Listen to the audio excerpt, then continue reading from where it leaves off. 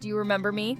the voice behind Daniel asks. The voice belongs to Opal Reno, a child of privileged parents living in Back Bay in the prestigious zip code 02116 in central Boston, Massachusetts. Her classmates who share a common pedigree admire her. Those who don't share her provenance do whatever she asks to be near Opal and call her a friend. She tells a close friend that they are only her classmates. Though she's not a star, she calls some of them her groupies. As for Daniel Black, his father died in a vehicular accident at 30 years old and left his wife with 2 young children, Daniel and Caleb, the youngest, 2 years old at that time. Ruth, their mother, 27 years old, does odd jobs to provide for her children. At night, the recollection of her husband comes to her mind and moves her to tears. He had been the provider for the family, the pillar who kept the home together.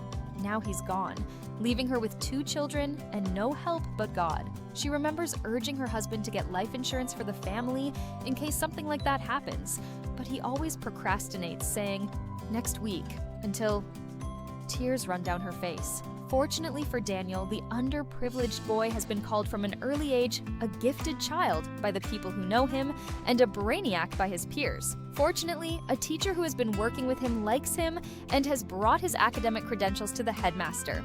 After testing him, he is diagnosed with HSAM, hyperthymesia. They give him a full scholarship to study whatever he wants, wherever he wants. Her mother puts him in a prestigious private school. Opal, too busy with her life, doesn't excel in school. She isn't too fond of Daniel, who wears time-worn uniforms to school. Now they meet at the Museum of Fine Arts. Daniel stands straight, scanning the crowd for the familiar voice. Opal's piercing gaze halts him. "How can I forget mighty Opal Reno of Boston Trinity Academy?" "You've come a long way since those school halls," she says, not unkindly. Her tone drips with genuine curiosity. Daniel shifts on his feet, feeling the weight of her scrutiny. He notices that Opal doesn't deck herself up like before. No more jewelry, heavy makeup, and fake eyelashes. She's beautiful. But why is she alone in this large museum? "I suppose you could say that," he replies, attempting to keep his composure. Opal smirks, brushing a loose strand of hair behind her ear. Looking at his appearance, she says, "I knew you had potential.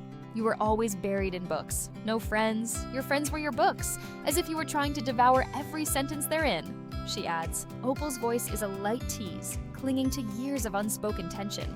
Compared to her past haughtiness, she shows more modest characteristics of humility. Daniel forces a smile, encouraging himself to embrace this moment. This serendipitous meeting is pivotal. It could reshape not only their histories, but also their futures. Opal steps closer, her confidence radiating as if to dare him into revealing more of his journey. "So what is the next step for you, Mr. Hotshot?" raising an eyebrow playfully. Daniel takes a breath, gathering his thoughts. "Actually, I'm looking into expanding my research." "Research like in school or something more serious?"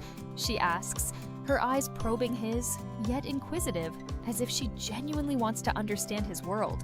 Daniel meets her gaze, encouraged by her newfound interest in his affairs. "It's more than just academics," he explains. "Retentive memory is natural to me. I'm developing a project on memory and its impact on learning, something I think can change the way we teach. I want the same for everyone, especially young children." Opal nods slowly, the gears in her mind turning, contemplating the unexpected depth of Daniel's ambitions.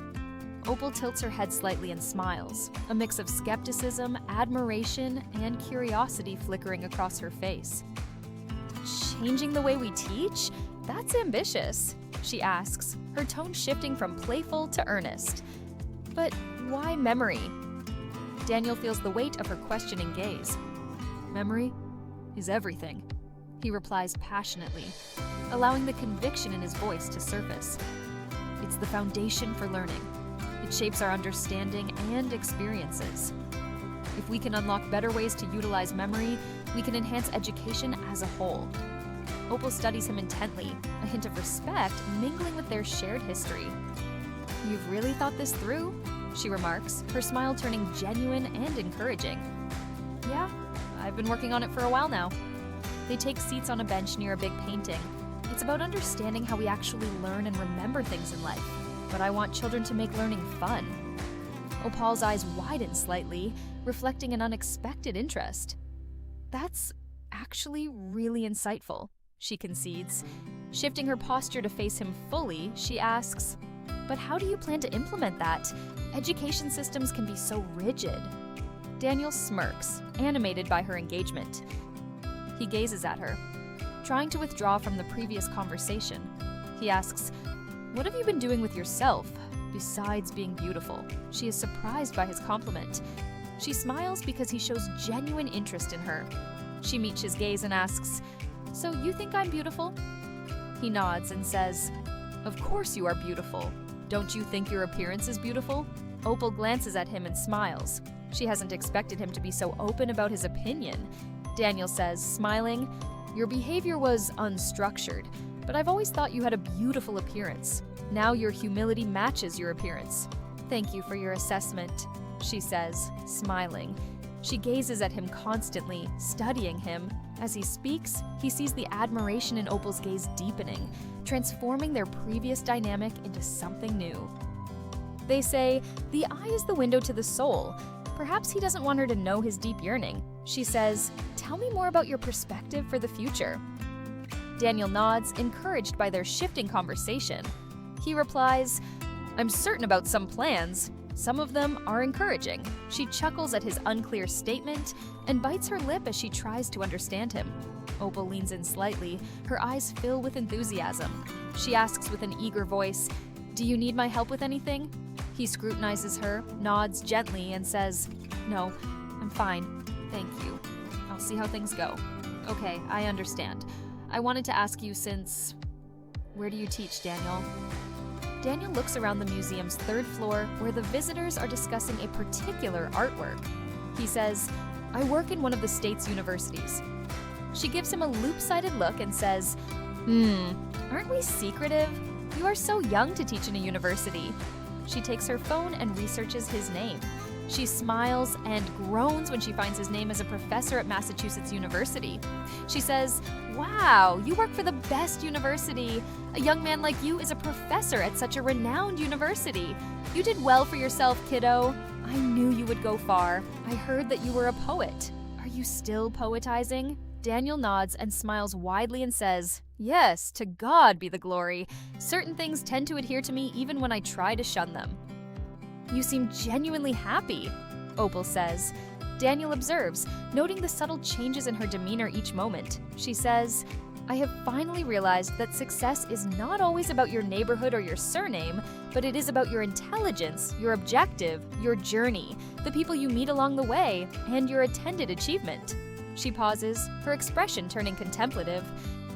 "I might not have the same struggles as you, but thinking about my past, I was a spoiled and selfish brat. Now, finding meaning in what I do feels more fulfilling. I have my people to think about, making sure that they aren't out of work or without insurance for them and their families." Daniel gazes at her, smiles, and is intrigued by her professionalism, honesty, and commitment to her employees. "That's a beautiful perspective, Opal," Daniel responds, his tone warm. "Using your influence to uplift others creates a ripple effect. The more we talk, I like you all the more."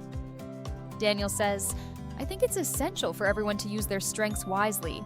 We all have something we can contribute to society." Feeling the warmth of their shared values, Daniel smiles. "Absolutely. We have to work together to create a better future." Opal says, "We'll talk tomorrow at the restaurant. Don't be late." Smiling, she says, "Second thought, I'll cook for you at home." Daniel nods, smiles, and says, "Mighty Miss Reno wants to cook for me." He jests. He has never thought of infiltrating the mighty Citadel Opal. Now she invites him in. She replies, "Absolutely." They exchange their telephone numbers. "We'll see each other tomorrow. Let's say 6 p.m. Is it okay with you?" He nods. The following day, Daniel goes to Opal's apartment with a bottle of sparkling wine and flowers. The air is inviting. Vivaldi plays in the surround sound system. After a courteous hello, he looks around. Excitement exhilarates him. She goes into the kitchen and returns with 2 glasses of sparkling wine. She gives him a glass. "Thank you," he says. "This is a beautiful place. It's very well decorated." "Thank you," she says. Please take a seat, make yourself at home. Mi casa es su casa, she says, smiling. He walks to the window and stands there. Opal follows and stands behind him. As the summer's evening sun streams through the window, the air inside feels hotter than the sun. He glances at Opal, walks to the dining room, and sits at the table. She leans back in her seat, a thoughtful expression on her face. He leans over. Unanticipatedly, he asks, "How is your love life going? Any prospect of a husband in the future?" Stunned, the glass stops halfway to her mouth. She clears her throat and says, "No," brusquely. She walks into the kitchen and places the food on the table. Daniel tastes the salmon and says, "Wow, you are a good cook, Opal. Who would have thought that you of all people would cook?" "A good cook, too." She smiles and says, "It's a long story. Do you remember Stephen?" Daniel nods. "He invited me to his house to test me." Daniel gives her a quizzical look. Opal continues, "He asked me to cook him dinner. I cooked. Even a dog wouldn't eat the food. Stephen called me names." Daniel is in shock. She says, "Domestic work wasn't in my plans, but I had to learn and do everything I didn't learn in my parents' home. I'm glad he didn't give himself a chance to see your worth. He didn't think. If he did, he would have advised you to learn domestic work like everyone else." Opal says in a serious voice, "I never thought of doing domestic work because my parents could afford a staff. I live alone and can afford to pay someone to do it. However, after Stephen's insults, I learned now I love to do my domestic work. I don't see myself allowing anyone to cook for me." Smiling, she says, "Not even you."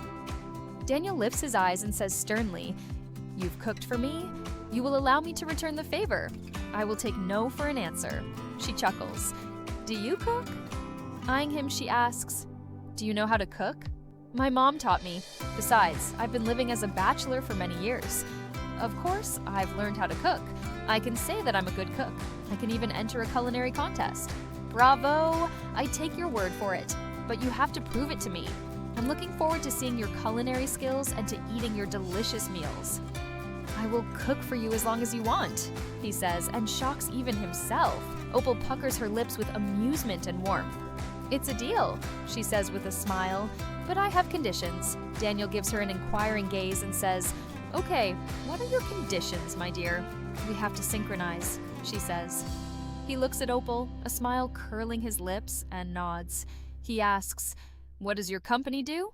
She says, "I have a lawnmower and a home cleaning company. My parents said, don't do it, or they would disown me." He raises his eyebrows once again and meets her eyes. He says, "You, Opal Reno, who would have thought you would choose that course? As you said, you are generating employment opportunities to improve economic well-being, but you surprised me in such a positive way." She smiles and says, "Thank you, that's the whole point, Daniel. Change. GEM Amalgamated has over 180 people working in several states." GEM, meaning stone, opal, a very selective name. "So, does your company do homes and small businesses?" She smiles. GEM Amalgamated serves the public as a whole, but most of all, large offices, penthouses, and mentions of those who are out of town. No task is too trivial to consider, nor too monumental to address. Nodding, she says, "People who want to keep their privacy don't like to hire help, but they call GEM Amalgamated, and those who want their homes to remain spotless while they are away also call us to service them." As a tacit understanding, Daniel nods and asks, "So how's business doing?" "Better than I expected. The first accountant was not up to par. I created custom software with voice recognition and recording. I don't like people thinking I'm stupid. I don't like embezzlers. I'd rather give gratuities for a job well done. I manage the business from home to ensure what I've built doesn't get taken right under me. A couple of days ago, my parents sent me a message, but it's been almost 5 years since they asked me not to come to their residence, and about 4 years since we spoke. Their warnings, once marked by disgust, had become distant memories to me. Now they resonate like music to their ears, because they know my business is doing well." Daniel listens patiently. Opal says, "They asked me to call them because it's been too long since we spoke and saw each other. I didn't answer the message. My parents' friends told them what's been going on because my company serves their companies. They know I built an impactful company that provides jobs." She says, "The jobs aren't sophisticated. However, they allow people to provide for their families. Gem Amalgamated brings in a hefty revenue each year. I never imagined you'd achieve this much in such a short time, Daniel remarks, his smile radiating warmth. I am genuinely excited about the possibilities ahead, she says, and I'm looking forward to hiring people for gardens, design something truly extraordinary. I spoke with a few candidates, shared garden and landscape ideas, and asked them to create virtual designs and present their work. I'm doing the same designs. Smiling, Opal says, I believe beautiful gardens and landscapes elevate a property's value. Her excitement is palpable. She leans forward, her interest piqued. I want everything my parents think was too inferior for the Reno family just to make them understand that their way of thinking is wrong. Daniel smiles. You are a very strong woman. I'm impressed. Opal gives him an oblique look and says, my family knows Gem Amalgamated is doing well, but they don't know what I do with my earnings. I've invested 50% of it in the stock market. I want my parents to know that I don't need their inheritance. They use it as a goad on their children. It worked when I was younger, but not anymore. He looks at her pensively, lets out a siwin and says, Opal, don't judge your parents too harshly. Some affluent people have never lacked anything, let alone tasted poverty. In reality, they don't know the pain of others in need. They go around in the same circle of the same vainglorious, duplicitous acquaintances, dismissing others whom they consider beneath them. Wow, you've described my parents perfectly. At first, I assumed it was just the natural order of things, until I went to university and met two best friends. One was the opposite of the other. I approached them one day and asked what they had in common. They schooled me with one book, the Bible. My life will never be the same. Daniel raises his eyebrows in admiration. She continues, I didn't believe my family was so egotistical. They raised us children to mold us in their image, especially my mother. My mother thinks she's right about everything. She says that the community should thank her family for their generosity. She attends fundraisers performatively, pushes checks in envelopes for donation, and thinks she's a savior. Smiling, she says, Mom is a proven virtuoso in her fables. Daniel searches her eyes, smiles, and says, maybe she genuinely changed. Give her a chance. Opal chuckles and says, she will not change, except by a miracle. Regarding hard-working people, my mom has nothing but disgust for them. That woman needs life lessons. Closing her eyes pensively, she says, I've prayed for them. I said to God, he should let Mom sit in a wheelchair for a while, to think of life as a whole. I'd like her to change her ways. I want my family to know that wealth isn't about wasting it or thinking that people with less are less than they are. God is generous, so we should be generous to others. Her heart beats steadily as she focuses on her parents' warnings after telling them about her business goals. They chuckle and start to tell her what they think of her projects. They say, it's an offense to the family's name. Opal says, now everything is going according to my plans. I want to start focusing on marriage and having a family. Opal and Daniel converse until 10 o'clock. The bottle of wine is still half full. They go into the kitchen, wash the dishes together, and return to sit at the table. Their friendship continues comfortably. They alternate being with each other. Nathan lives on the border of Massachusetts and upstate New York, and Opal lives in Massachusetts. Daniel still thinks of Opal's statement about focusing on having a family. One day he asks her, who's the lucky guy you want to marry? She gives him an inquiring look. He says, you've mentioned that you wanted to focus on marriage and a family. I'm asking, who's the lucky guy? She gives Daniel a solemn gaze and says, I'm looking at him, unless he's already taken. Daniel adores her directness. She says what she feels. Is he taken? He replies, no, too busy. The women who approached me have expectations that are too extreme. Some don't want to work, saying work isn't for them, yet want makeovers. Some are very calculated but feigned humility. Some say immediately after the first date that they want someone to do house chores, as if I asked them to marry me. A woman and I went to dinner. She talked so much on our date that her voice gave me nightmares. Opal frowns.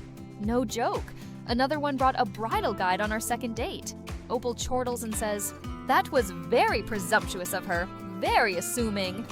She chuckles again, winks, and says, they are as intrepid as I am. She gazes at Daniel and says, I told you that I want to marry you. I don't want to live in anxiety. So tell me, do you want to marry me or not? Daniel answers, I would, if you didn't emanate from that lineage. I don't want your parents to think they could trample me under their feet. She asked with a tone of disbelief. So you are dismissing my proposal because of my background? Or are you pulling my leg? Such a temper you are displaying for your future husband. I thought you would be more loving toward your prospective spouse. Opal puckers her lips and says, fine. She gives a lopsided look and says, I apologize. I thought you were punishing me because of my background. He says, I could have been biased, but we've been communicating for a while. I think if we get married, we would be happy together. Remembering what Daniel has said about the woman on their second date, Opal clasps her hands together and asks, should I bring a bridal magazine? Both laugh aloud. He asks, when your parents know me and hear about my background, if they don't accept me as their son-in-law, what will you say or do? She frowns and says, do you think I care about their approval? We'll invite them, not ask for their opinion. It's okay too if they don't want to attend our wedding. I'll always love and respect them, but I don't have to do what they say if they are wrong. I don't think God will judge me for not listening to their nonsense. Good for you, he says and takes her hand, fixes his eyes on hers and asks, so what do you really feel about me? About us? I mean, do you have any love for me? The poet is apparently paralyzed by fear in the presence of his beloved because words have failed him in making a heartfelt appeal to his darling. Opal answers, of course, I do love you, Daniel. That's why I asked you to marry me. She asks, are you prepared for marriage? I don't want our future children to suffer. He nods, I want the same thing you want. If I weren't ready, I would not agree to travel with you. Opal says, I meant to say emotionally ready, not financially. I want our children to be loved and have uncorrupted minds. I mean, uninfluenced by social pretense. We, as parents, have to make certain that they are happy and content. I don't want my parents' negativity to influence them. That's why I want my family at a distance. Daniel sits, but deep in thought. He reaches for Opal's hand, rubs his thumb on the back of it, and asks, I want to ask you, do you want us to marry? She nods. I'm fully committed, are you? She nods. Are you ready to move forward? She nods. If we embark on that odyssey of discovery, we cannot terminate the journey due to unforeseen circumstances. We have to fasten our seatbelts and continue. We'll address unanticipated circumstances and keep going through laughter or tears to the end. He embraces and kisses her forehead to seal the deal. Opal and Daniel order their wedding invitations, address them, and mail them out to everyone. Mr. and Mrs. Reno are flabbergasted and furious that Opal has not introduced Daniel to them to seek their consent, but instead invites them only to the wedding. Nevertheless, Mrs. Reno infringes on the wedding preparation and starts giving unsolicited advice, not to say orders, saying it's a high society affair, no expenses spared. Opal says, I appreciate you and your advice, Mom, but the wedding planner, Daniel, and I have been working diligently together. We've got this. She blows her mother a kiss over the phone and hangs up, leaving Mrs. Reno in shock. On the day of the wedding, Daniel stands in the aisle before the pulpit with his bride, recalling the day his eyes met Opal's gaze. The encounter hasn't been unpleasant or pleasant. She has studied him from head to toe, down to his well-worn footwear, but she hasn't said a word to him. Now they are in the process of committing themselves by marriage vows. Thanks for watching. Please like, subscribe, and share.